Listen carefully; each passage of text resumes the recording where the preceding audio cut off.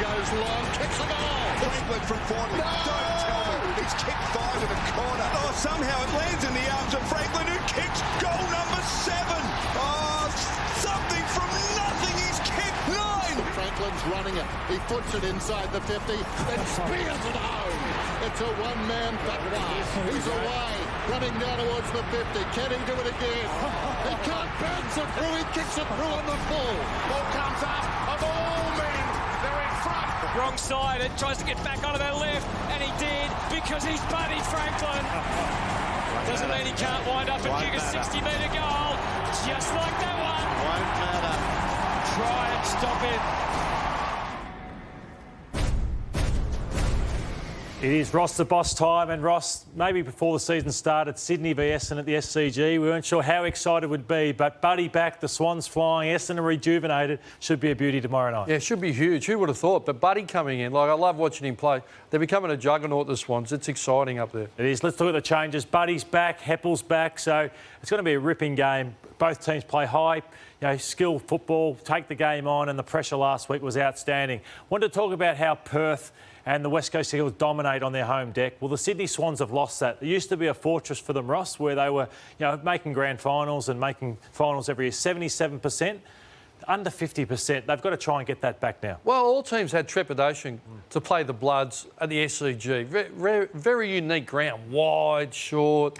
You've got to travel up there, and they were dominant. They're winning 4 out of every 5, but they've dropped to less than half. So internally, they'll want to make it a fortress again. You're spot on. And now they've got momentum and their confidence up. They're going to really put the foot to the throat. Ross, on the Swans, you can bring young kids in, but often they're outside players and just play a role. But they've been really hard at the ball, haven't they? Yeah, well, let's have a look at this footage. There's Warner, head in the hole with Cochin. No harder player than Cochin. And there's McInerney there fighting. There's McIntosh. They just keep competing, running through the line of the ball, Goulden, breaking the tackle, Goulden. And then here, Wicks through the line of the ball. So everyone's talking about their run and their skill. But what I love is the hardness. But it starts at the top. There's Blakey competing, third-year player.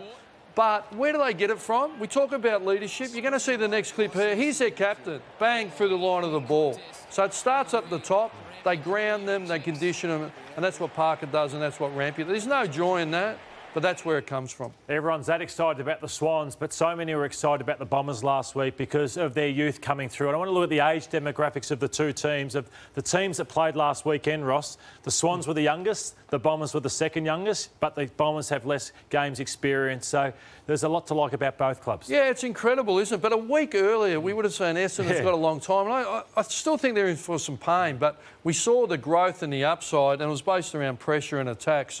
But we get 2 exciting teams, but, the wheat's going to sort itself from the chaff here. So we'll know who's going a little bit better. Yeah. But I think the Swans are obviously more informed than Essendon. Well, you're right, Ross, because the Swans have brought pressure 3 weeks straight. The Bombers have done it for 1 week. They didn't do it the first 2 weeks, but on the weekend, it's amazing how football's between the ears, Ross. You look at their pressure factor. They were ranked 10th in round 1, 10th in round 2, and they were ranked second for pressure on the weekend, and that's going to beat a lot of sides. And what's really important, that's your foundation. It's funny when you bring your intensity and you're on, how all your run and your skill just comes to the fore. But I don't see too many quick, skillful teams that haven't got their pressure right.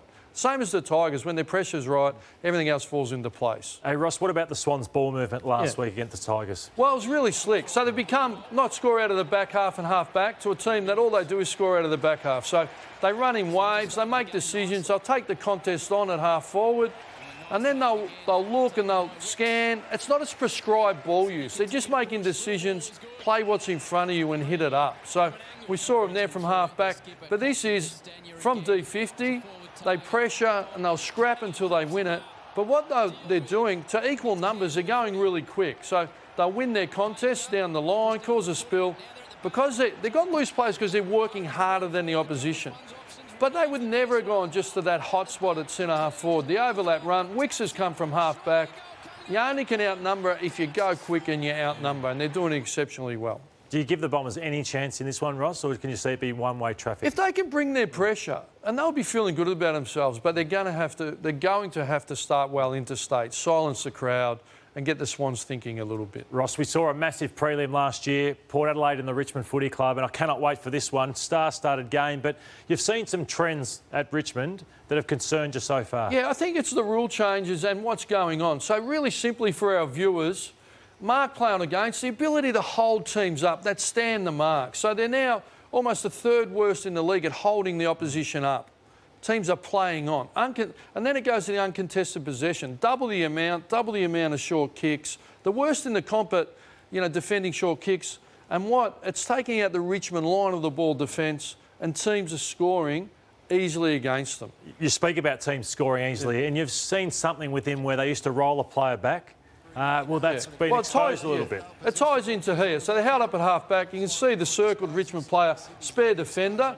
But you can see the man on the mat can't move. So they can just hit up really easily the short kicks. Those two previous kicks, Richmond would have guarded the mark and forced it long to a contest. But you can see here, they're avoiding Richmond's spare. Over the last 3 years, that kick would have been forced to go to them. So the stand the mark, not move, teams can really hit up and find the spare player. Richmond are going to have to tweak a little bit. They had a bad day, Ross, and a lot of people are going to ask, can Richmond keep bringing the effort year after year after year? But there was a couple of efforts last week that they wouldn't have been proud of. Yeah, they're a little bit sated. OK, so this is centre square bounce. It's a free kick. It's a Mills. Now Curver stands the mark. That's Cochin. It's a spread out. That's his opponent here. So team defence is worked together. Martin just pointed to Caddy to get Hickey. But he doesn't do it instinctively. And there he is. He's out looking at him. Over the last 2 years, it would have been automatic. They just team defence, cover the colour, get goal side, done. And then there was one more that caught my eye. There's Baker versus Wicks. It's an unpredictable free kick, and it goes to the Swans. But Baker, 2 years ago, dog hungry, if you watch him here, he's just trotting after Wicks. And as we stop the vision, there's Baker back here, thinking, oh, what happened? There's Wicks, his opponent. So is that hunger? Is that just a bad week? We're about to find out. Brilliant vision, Ross, and I look forward to seeing what they dish up in hostile territory at Port Adelaide on Friday night. I want to talk about the Saints. Right, their effort was pathetic last week against the Bombers, and that's a strong word, but even they'd say internally how bad it was. This is their next 3 rounds, so they're 1 win, 2 losses. They come up against Nat Nui with no ruckman, then the Tigers, then Port Adelaide. So they're going to be in a horrible position if they don't win one of those games. But here was Jack Steele speaking during the week around those talks they had internally at the Saints. We've had some pretty harsh, open and honest conversations in the last couple of days about our, previous 2 performances and the effort we've shown. There were a few efforts on the weekend that just weren't good enough, and they weren't the Saints' way, I guess. So we've gone through them, and we're going to hold blokes accountable here on out. So we've all been part of these meetings, Russ, haven't we? Yeah, and conducted them, Lloydie. Yeah, the response. So if you don't get one, it's hard to know where to go next. Well, 100%, they need to respond. Like, there's no bigger challenge than those. But they just got to focus on the Eagles, and forget it's the Eagles. How do the Saints play their best footy? What do we value? What behaviours? Chase, tackle, head over the ball, and the rest will come. If they focus on the result, and it's a must-win game, they're in trouble. So I like the honesty. But because the standards you walk past, the standards you accept. So call them out, hit up your midfielders, hit up your forwards. They need to respond, because it's your point. If you don't respond this week, for where everyone had them, it's a real challenge mentally going forward. They need to be good at ground level, Ed, with Nat Nui up against, say, a Sean McKernan. They'd want to be going hard at the ball or they're no chance. Unbelievable. Caro? Well, they are hoping that Marshall will be fit for this week, so that would make all the difference if he can get up. I'd hate to be going up against Nat Nui with one leg, that's for sure.